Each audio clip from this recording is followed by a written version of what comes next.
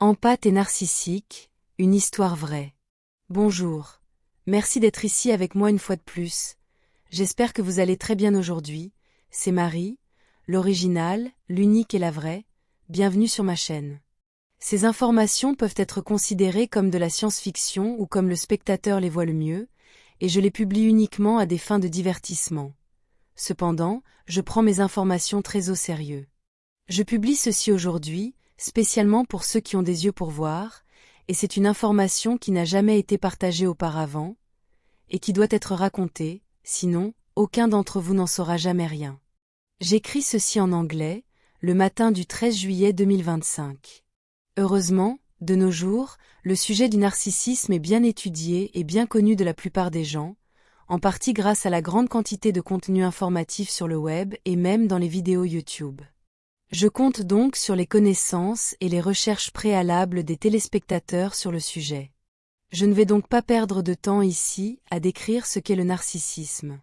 L'une des pires combinaisons dans tout type de relation est lorsqu'un narcissique a réussi à mettre la main sur un empathe, car ce dernier, par définition, prendra toujours en compte les besoins et les désirs de l'autre personne, allant même à l'encontre de sa propre intégrité et de ses besoins fondamentaux. Et d'un autre côté, le narcissique ne veut que recevoir et recevoir en donnant le moins possible, et seulement pour continuer à exploiter l'empathe. L'empathe se sent comblé simplement en sentant qu'il ou elle est utile. Tandis que le narcissique manipulera l'empathe en lui donnant les miettes désirées pour continuer à l'exploiter sans aucune empathie, et l'empathe est en grande partie aveugle à ce sujet. C'est précisément le problème avec le concept de service aux autres si répandu dans les civilisations holistiques interstellaires avancées, lorsqu'il est appliqué à la Terre et aux circonstances de sa population. Le service gratuit, incontrôlé et illimité aux autres, fait de toute personne ayant cette mentalité, une victime des innombrables narcissiques sans âme et sans empathie qui parcourent la Terre. Le service aux autres sans limite saine, sur Terre, devient rapidement rien d'autre que de l'esclavage. L'empathe avec une mentalité de service aux autres incontrôlés sera une cible facile pour les narcissiques qui ne respecteront pas les limites presque inexistantes de l'empathe et lui en demanderont de plus en plus. Le narcissique manipulera l'empathe avec tout ce qu'il détecte comme pouvant être utilisé comme un petit pourboire d'appréciation, que l'empathe confondra avec de l'amour et de l'amitié véritable, et continuera à donner au narcissique de plus en plus de tout ce qui est demandé, jusqu'à ce que l'empathe atteigne son point de rupture. Et c'est là que l'empathe se fait humilier par le narcissique qui lui dira qu'il est sans valeur, inutile et plein de défauts, dans le but d'extraire encore plus de jus de l'empathe. Et si plus rien ne sort, alors le narcissique détruira l'empathe avant de le jeter. Tout cela est bien documenté, vous n'êtes pas obligé de me croire sur parole. Les graines d'étoiles et les extraterrestres qui ont grandi dans des civilisations plus bienveillantes où l'harmonie et la coopération mutuelle prévalent sont par définition des empathes. Ils luttent tous deux pour survivre dans une civilisation hostile sur Terre qui est complètement différente de la vibration de leur âme, et qu'ils ne comprennent pas. De toutes les bonnes personnes sur Terre, ce sont les graines d'étoiles et les extraterrestres à part entière qui ont le plus de mal lorsqu'ils rencontrent un narcissique, car la plupart du temps, ils ne peuvent même pas le voir pour ce qu'il est. Je vais maintenant vous donner un exemple frappant que je connais bien, de tout ce dont je parle. Je désignerai l'empathe par « elle », mais je ne veux en aucun cas dire que les empathes sont uniquement des femmes. C'est juste que dans cet exemple, les empathes étaient principalement des femmes. Je veux juste que ce soit clair. Bien que cet exemple se réfère à un cas particulier, cette dynamique malsaine est commune à la plupart des relations narcissiques empathiques, en particulier dans un environnement de travail, mais pas seulement. Il était une fois un petit groupe d'empathes qui ont grandi et vécu dans un endroit bienveillant, et qui ont décidé de voyager dans un pays lointain et troublé, parce qu'ils avaient beaucoup d'idées et d'informations à partager, pour semer des idées sur la façon dont les choses peuvent être faites d'une manière différente et meilleure, et tout cela parce qu'ils avaient une mentalité complètement altruiste et idéaliste. Lorsqu'ils arrivèrent dans ce pays lointain et troublé, personne ne voulut leur parler, et les rares qui le firent, finirent par les ridiculiser encore et encore, car ils ne pouvaient tout simplement pas voir au-delà de leurs préjugés et de leur programmation matricielle. C'est parce que toute matrice, mais surtout celle de la Terre, attaquera tout ce qui est différent dans une tentative constante de tout niveler, d'assimiler tout à sa norme. Tout ce qui n'est pas habituel, qui est différent, sera immédiatement qualifié de faux et de supercherie. car les gens de cette matrice ne peuvent juger ce qu'ils voient qu'au niveau de leur propre conscience et de leur propre perception. Par conséquent, ils ont recours à des mécanismes à demi-vérité tels que le rasoir d'Occam, qui stipule que toute chose égale par ailleurs, l'explication la plus simple tend à être la meilleure. Il s'agit généralement de la bonne réponse, mais pas toujours, je dois le préciser. Le groupe d'empathes qui sont nouveaux dans ce pays lointain et troublé, n'a trouvé que le discrédit et le ridicule à maintes reprises, jusqu'à ce que le hasard et l'attraction fatale entre les empathes et les narcissiques entrent en jeu ici. Le petit groupe d'empathes étrangers a attiré l'attention de 2 narcissiques, qui ont vu en eux l'opportunité de se faire un nom, et ils ont vu une opportunité de les utiliser pour valider leur propre sentiment d'indignité et d'insécurité. Ils sont venus voir les empathes et ont proposé de les représenter pour les valider devant la société, et les empathes, ayant subi rejet après rejet, ont soudainement vu une opportunité d'être validés et d'être entendus, ils ont ainsi pu partager avec enthousiasme toutes les informations dont ils disposaient. Et c'est là que les empathes ont fait l'erreur d'accepter d'être représentés par les narcissiques, au lieu de continuer à construire lentement et patiemment leur propre nom. Et ils ont accepté en partie à cause de leur propre soif de validation immédiate après avoir subi tant d'abus. Les narcissiques ont commencé à représenter les empathes, tout en indiquant clairement qu'ils leur rendaient service en partageant leurs informations avec le public. De cette manière, les narcissiques avaient un contrôle total sur le récit et sur ce qui était partagé, et pire encore, les narcissiques ont commencé à déformer l'information à leur convenance. D'une part parce qu'ils ne sélectionnaient que ce qui leur servait, et d'autre part, parce qu'ils n'avaient pas la capacité mentale de le retenir et de le comprendre. Ils ne voulaient pas de l'information pour ce qu'elle signifiait réellement, mais pour ce qu'elle leur servait. Les empathes ont continué à donner et à transmettre des informations librement, de manière totalement altruiste. Quant à eux, tout ce dont ils avaient besoin, c'était la validation que les narcissiques leur donnaient, de manière manipulatrice, déguisée en amitié. Et à l'époque, je ne nie pas qu'il y avait une sorte d'amitié dans les esprits et la perception limitée de la réalité du narcissique, et aussi dans la perception aveugle de l'empathe enfermé dans une mentalité de service aux autres, qui ne fonctionne pas comme telle sur Terre. Alors que cette dynamique malsaine se poursuivait, ils ont lentement et involontairement glissé vers l'esclavage. Dans une quête insatiable de toujours plus de célébrité et de validation, les narcissiques ont commencé à attirer de plus en plus de personnes intéressées à exploiter les empathes à leurs propres fins. Les empathes n'étaient alors pas seulement des esclaves, mais désormais ils étaient aussi un morceau de viande fraîche jeté dans un étang rempli de piranhas vicieux. La matrice se défend, comme je l'ai décrit ci-dessus. Et rapidement, d'autres narcissiques concentrés sur leur propre profit et leur cupidité, ont commencé à attaquer et à discréditer les autres narcissiques et les empathes étrangers qu'ils représentaient. Et bien sûr, dans l'esprit de ces premiers narcissiques, tout discrédit et toutes les attaques étaient le résultat de l'inadéquation et de l'information des empathes. Les narcissiques n'ont jamais accepté aucune responsabilité, n'ont jamais accepté leurs propres lacunes et erreurs, et personne ne pouvait remarquer que tout ce que le public pouvait voir sur le partage d'informations des empathes n'était vu qu'à travers le prisme et le filtre des mauvaises interprétations des narcissiques. Cela a conduit au point où le grand public pensait que les empathes partageant des informations n'existaient même pas, et n'étaient que le résultat de l'imagination du narcissique, et qu'ils étaient inventés uniquement à des fins lucratives. Voyez à quel point la situation était grave, où les empathes donnaient et ne recevaient rien du tout, à part la légère appréciation et la validation que les narcissiques leur donnaient. Les narcissiques recevaient beaucoup d'attention et beaucoup d'argent, tandis que les empathes, en tant qu'esclaves complets, n'étaient même pas autorisés à exister. Mais les empathes continuaient aveuglément à donner et à partager leurs informations en échange de miettes d'amitié et de l'amour manipulateur illusoire qu'ils recevaient des narcissiques. Les narcissiques, dans leur soif d'expansion, ont tout retourné, et ont fait croire qu'un tel besoin d'expansion venait en réalité des empathes. Comme ils avaient contacté d'autres narcissiques intéressés à exploiter les empathes au cours de cette tentative d'expansion, les empathes ont eu du mal à se conformer aux exigences de tout le monde. Et s'ils ne parvenaient pas à tenir leurs promesses, ils étaient à nouveau humiliés, et contraints de continuer, tant tacitement qu'ouvertement, tout en étant sans cesse menacés de discrédit par tous les narcissiques. Bien sûr, les empathes ont atteint un point de rupture et ont commencé à reculer dans leur diffusion quotidienne d'informations pour tout le monde, car il n'y a qu'une limite à ce que chacun peut faire ou écrire en une journée. Ainsi, les autres narcissiques associés ont commencé à s'impatienter, car leurs demandes et leurs attentes n'étaient pas satisfaites. Et lorsque le point de rupture des empathes a été atteint, ils ne pouvaient plus fournir d'informations à tous les narcissiques, ces derniers ont commencé à piquer une crise, provoquant beaucoup de controverses et de désapprobation publique. Et bien sûr, la faute incombait encore une fois à l'empathe. Comme les narcissiques n'ont jamais été tenus responsables de leurs actes, dans leur esprit, tout ce qu'ils faisaient était de rendre gracieusement service aux empathes en publiant leurs informations.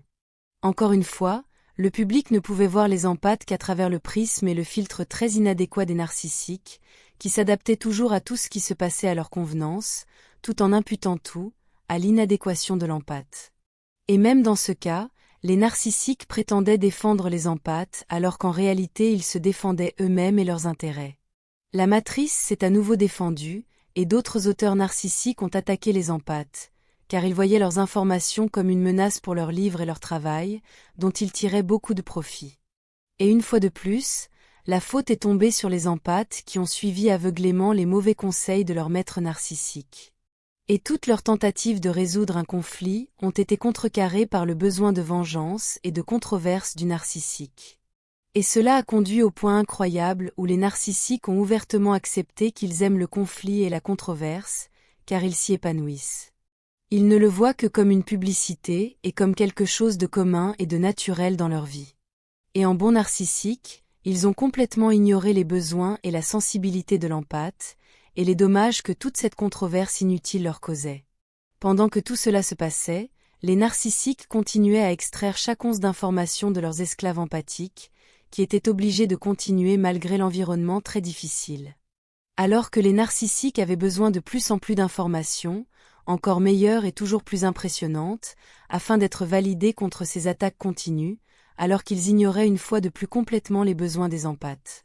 Les empathes continuaient dans l'illusion que des informations plus nombreuses et meilleures convaincraient leurs agresseurs et leurs adversaires de leur validité, tout en ignorant complètement qu'on ne peut pas imposer une information à quelqu'un qui a déjà pris une décision contre celle-ci. Cela a continué pendant des années et des années et des années, jusqu'à ce que l'une ou l'autre des empathes atteigne son point de rupture, un point littéral, où sa santé se détériorait et se détériorait gravement, et tout cela à cause des conséquences du stress constant et des abus provenant des narcissiques, et de la situation dans laquelle ils ont forcé les empathes à se placer. Cette impossibilité de continuer a commencé à provoquer de plus en plus de demandes de la part des narcissiques à mesure que les informations entrantes commençaient à échouer à nouveau. Et cela a causé d'innombrables problèmes et conflits entre les narcissiques et les empathes qui ont commencé à réaliser qu'ils étaient des esclaves. Et bien sûr, comme le récit était complètement contrôlé par les narcissiques, aucun de ces conflits n'a jamais été connu du public, car tout ce qu'ils pouvaient voir était l'illusion de perfection que les narcissiques construisaient autour d'eux-mêmes. Le public considérait les narcissiques comme parfaits, comme des amis impeccables des empathes, qui n'avaient aucun moyen de communiquer directement avec le public, et qui n'osaient même pas essayer, par peur d'une autre crise narcissique. Les narcissiques se sont construits une image de personnes parfaites qui ne servent que la cause des empathes, et le public s'est laissé facilement prendre, car il ne pouvait pas voir la dynamique extrêmement injuste, cruelle et exploitante qui se déroulait entre les empathes et les narcissiques. La principale source d'information donnée par les empathes a finalement éclaté, et une autre est entrée en jeu. « Ne vous inquiétez pas », déclara une autre des empathes. « Je continuerai à donner des informations, sinon ils nous discréditeront tous, et tous nos efforts auront été vains. » Les narcissiques ont continué à exploiter le deuxième empathe de la même manière qu'il avait fait avec la première.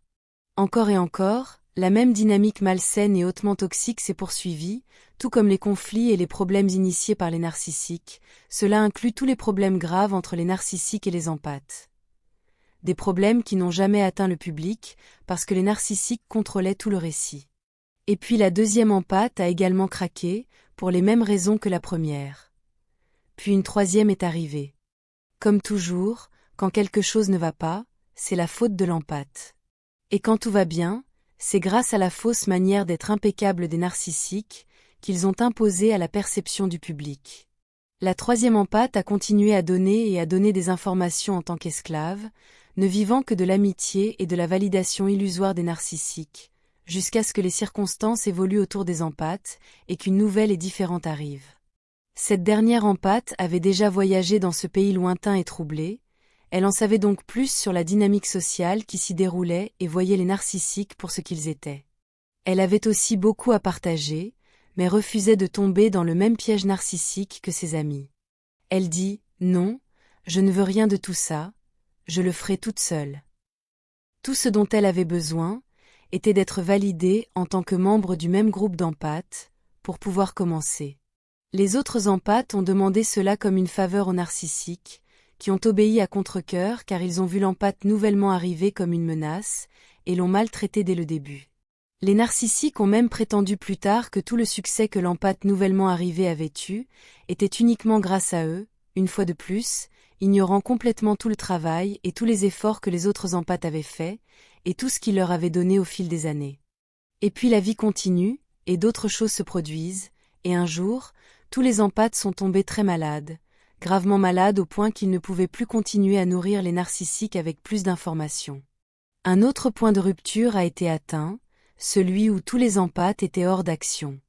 Et tout ce que cela a provoqué chez les narcissiques, ce sont d'innombrables crises de frustration, parce qu'ils ne recevaient pas autant d'attention qu'avant, et qu'aucune nouvelle information n'arrivait. Tout cela au mépris total de la situation que vivaient les empâtes, ils ont continué à faire pression sur les empâtes pour obtenir plus d'informations, sans aucune sympathie, et avec rien d'autre que de la cruauté. Le point de rupture était décisif et définitif. Et comme aucun autre empâte ne pouvait continuer à partager ces informations, la nouvelle arrivée qui partageait déjà efficacement ces informations par elle-même, a pris le contrôle de tous les messages. Cela était extrêmement déstabilisant pour les narcissiques, car toutes les informations avaient cessé de leur parvenir. Cela a provoqué d'innombrables conflits entre eux et l'empâte indépendante nouvellement arrivée. Des conflits et des problèmes insolubles qui n'ont jamais atteint le public, et quand cela s'est finalement produit, une fois de plus c'était la faute de tous les empâtes, car les narcissiques ne peuvent jamais être blâmés. Ils ne peuvent voir que ce que l'empâte leur a fait pour défendre leurs propres besoins légitimes, alors que les narcissiques étaient complètement aveugles à leurs insultes constantes et à leurs demandes irrationnelles. Soudainement toute la validation sociale et tout l'argent a cessé de couler vers les narcissiques, tandis que le temps passait et que l'empâte continuait à travailler seule, et par ses propres mérites, elle a continué. La communication s'est arrêtée entre l'empâte et les narcissiques, parce que personne ne peut faire face à autant de négativité, à autant d'exigences, et à autant de conflits irrationnels qui n'ont jamais atteint le public. Et ce silence a continué pendant quelques mois, jusqu'à ce que les narcissiques explosent finalement dans un accès de colère incontrôlable et irrationnel, contre le dernier empâte debout. Parce qu'il n'y a rien qui irrite plus un narcissique que d'être ignoré. Il n'y avait pas de conflit en cours à ce moment-là, et la dernière empâte encore debout, exerçait simplement son droit éthique à être indépendante, à travailler seule, car il était impossible de continuer avec ces narcissiques. Soudain, les narcissiques ont inventé une histoire basée sur leurs propres théories et crampes mentales qui n'ont aucun fondement dans la réalité, dans une attitude complètement contraire à l'éthique et hautement régressive, où ils ont tout imputé à l'empâte nouvellement arrivée. Selon eux, c'est elle qui a fait dérailler leur business, car c'était du business. Ces narcissiques croient vraiment en leurs propres théories, parce qu'ils sont narcissiques et qu'ils sont aveugles à leurs lacunes et à leurs méfaits. Comme je l'ai dit auparavant, ils n'ont aucune responsabilité. Tout ce qu'ils ont fait, c'est renverser la situation, tout modifier, pour qu'ils correspondent à leur récit malade et contraire à l'éthique. Ils ne pouvaient voir que ce que l'empâte leur disait et qu'elle était dure avec eux, alors qu'ils ne pouvaient pas voir à quel point ils avaient été insultants et irrationnels auparavant. Ils avaient l'esprit rempli de la validation que les autres empâtes leur avaient donnée à tort, ils se sentaient donc en droit d'avoir accès à toutes les informations, ils estiment que tout leur appartient et qu'ils ont également le droit d'imposer leurs idées, leurs conclusions erronées et leurs récits au public, qu'ils ont utilisés comme armes contre la dernière empâte debout. Et beaucoup de gens dans le public les ont crus, parce qu'ils sont aussi bavards que n'importe quel bon narcissique. Et ils les croient parce qu'ils ne connaissent pas l'autre côté. Ils ne savent pas tout ce que j'ai dit ici, ce qui n'est qu'une très petite partie de tout ce qui s'est passé, et rien de tout cela n'a jamais atteint le public auparavant, car tout est passé par le filtre des narcissiques.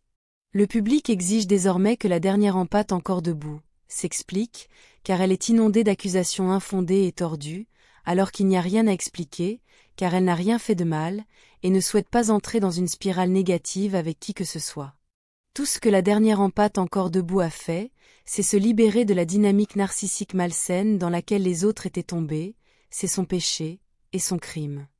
À maintes reprises, le public affirme que les narcissiques citent de bons points, alors que ce n'est pas le cas, car tous ces prétendus bons points ne sont basés que sur leur faux récits biaisés, et le public n'avait absolument aucune connaissance de ce qui se passait réellement. Le public ne devrait jamais tirer de conclusion sans avoir vu les deux parties d'une histoire. Le meilleur exemple est peut-être celui où ils accusent la dernière empâte encore debout de tout faire à cause de l'argent et du profit. Mais c'est un reflet direct, un miroir de leur mentalité, car ce sont eux qui ont perdu le profit lorsqu'ils ont perdu la poule aux œufs d'or, si vous voyez ce que je veux dire. La dernière empâte encore debout n'a jamais demandé d'argent et ne le fera jamais. Pas même pour un ordinateur portable. Elle n'a reçu de l'argent que parce que le public a librement décidé de faire un don pour montrer sa reconnaissance pour son travail acharné. Et elle a ouvertement partagé à quoi cela servait, des raisons qui ont ensuite été détournées pour correspondre à leur récit. Des raisons qui en réalité consistent à aider les autres de manière véritablement altruiste, car cela est éthiquement correct. Par conséquent, ce que les narcissiques tentent de stopper, va nuire à l'humanité. Et je dois le répéter, je n'ai jamais demandé d'argent, je fais cela parce que je ressens le besoin d'écrire et de partager mes informations. Et autre chose. Nous avons tous besoin d'argent lorsque nous sommes sur Terre ou que nous traitons avec la Terre. Et l'extraction d'or des astéroïdes, comme beaucoup le suggèrent, ne fonctionne pas. Parce qu'une fois que vous l'avez, vous ne pouvez pas transformer cette matière première en argent, car vous devez d'abord la vendre, et les flics seront partout sur vous la seconde fois que vous essaierez de le faire. Et puis il y a cette chose qu'on appelle la directive première. Et puis une grande question arrive. Pourquoi est-ce un crime d'avoir besoin d'argent? Pourquoi n'est-ce pas spirituel? Cela ressemble davantage à un complot de la cabale, visant à empêcher les personnes positives de prospérer, alors qu'elles partagent des choses, des œuvres d'art, et des informations inhabituelles et non matricielles. J'ai toujours besoin de manger, en plus de tout ça, parce que ce que je recevais n'était pas vraiment grand-chose, contrairement à ce que prétendent les narcissiques. Et même si je n'en reçois pas beaucoup, je l'utilise pour le bien de l'humanité. Ils n'ont aucun, je cite, bons arguments, car ceux-ci sont basés sur des mensonges et des faits déformés, ignorant complètement la position particulière de l'empâte. Comme d'habitude, tout ce qui se passe, ce sont les étapes finales de chaque relation narcissique, lorsqu'ils s'effondrent quand ils voient qu'ils ont perdu le contrôle sur l'empâte. Quand ils ne peuvent pas contrôler l'empâte et qu'ils ne peuvent plus l'exploiter, ils ont recours à la destruction de l'empâte, dans une manière de penser égocentrique et cruelle, où ils disent « si je ne peux pas avoir l'empâte et ses informations, personne ne les aura ». C'est ce qu'ils font, ils tentent de détruire narcissiquement l'empâte. Mais cette dernière encore debout, est la plus forte de toutes, et continuera à partager ses informations quoi qu'il arrive. Et les narcissiques obtiendront la validation dont ils ont besoin de la part de leurs disciples aveugles qui ne peuvent pas penser par eux-mêmes, mais cela ne durera pas longtemps avant que ceux-ci ne réalisent ce qu'ils sont, ou ne se lassent de leur négativité et des informations réutilisées et des vieux récits contre l'empâte. En attaquant la dernière empâte debout, ils prétendent que tout est faux depuis le début et qu'ils sont victimes de tous les empâtes, alors que c'est eux qui ont obtenu tous les bénéfices. Ce sont eux qui ont contrôlé tout le récit depuis le début. Au final, les narcissiques se retrouveront seuls, sans rien d'autre à partager que leurs propres théories irrationnelles, tandis qu'ils se noieront dans leur propre colère. J'ai dû partager tout cela, sinon personne ne connaîtrait jamais notre version de l'histoire. Une histoire pleine d'abus narcissiques, de demandes irrationnelles, de menaces, de cruauté continue et de conflits. Je suis seul maintenant. Soyez prudents quant au côté que vous souhaitez suivre, car malheureusement, il y a deux côtés à cela. Contrairement à l'autre côté, je ne vous demande jamais rien. Et tout ce que vous donnez, vous le faites librement, et je l'apprécie beaucoup. Tandis que les autres vous demandent d'être agressif, de haïr, d'attaquer, d'être cruel, tout cela basé sur des idées et des théories vides qui n'existent que dans leurs esprits malades, et qui devraient être vraies simplement parce qu'elles viennent d'eux. Soyez sages là-bas, ce sera tout pour aujourd'hui. Comme toujours, merci d'avoir regardé ma vidéo. Si vous n'aimez pas, veuillez vous désabonner et n'osez pas le partager, car l'autre personne sera peut-être plus sage et verra ce qui se passe réellement ici. Et tout cela aide cette chaîne à être plus pure, et à grandir, par ailleurs, et j'espère vous revoir ici la prochaine fois. Avec beaucoup d'amour et de reconnaissance à mes vrais chers amis. Reine Marie, la vraie, l'originale, et la seule.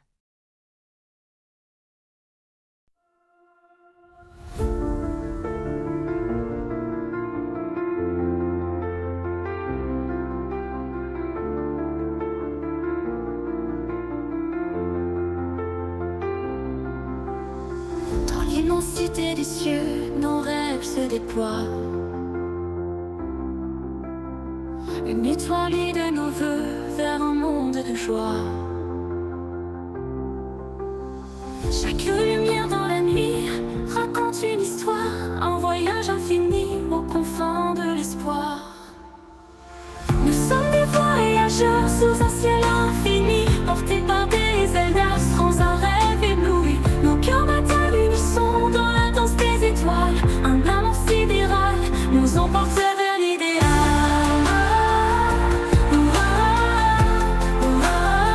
Nous emporte vers l'idéal.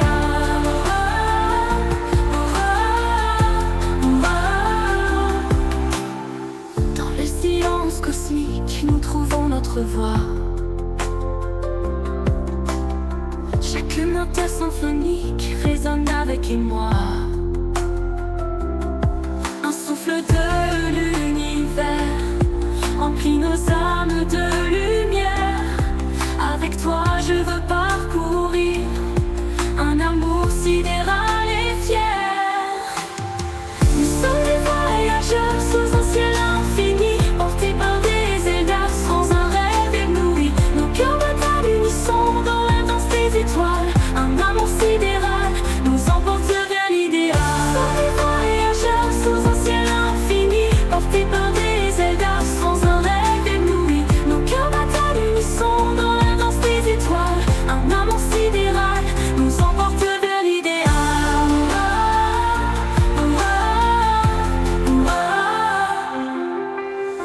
Au-delà des galaxies, nos rêves se réalisent.